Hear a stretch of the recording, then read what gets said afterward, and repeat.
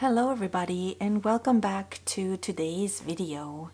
I am continuing in my series and I want to still work with the hooker screen because I still have a little bit left in my dish. And so I want to use that up, but I want to pair it with the phthalo green in the blue shade and the phthalo turquoise. So still within the family of the green.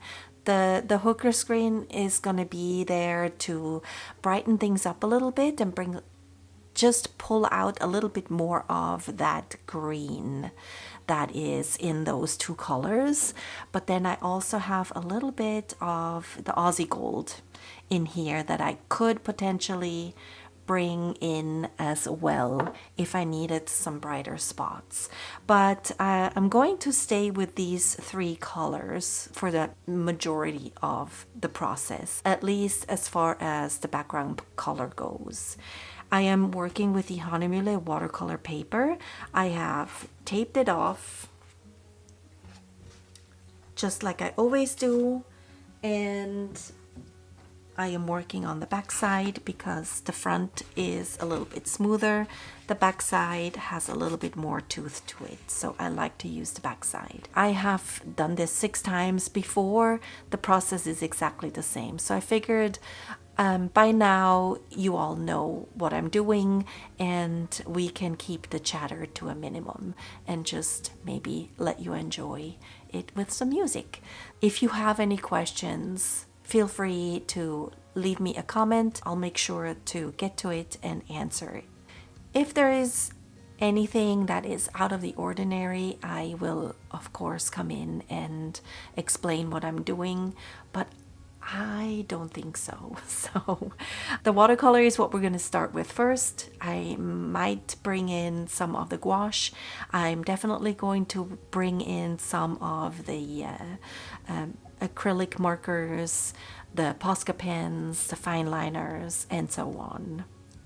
All right. I hope you enjoy today's video. If you do, please remember to push that like button. And if you haven't already, maybe today is the day that you decide that you want to subscribe. And if you do, I will be most grateful, and I am so happy that you're here. All right, let's get started.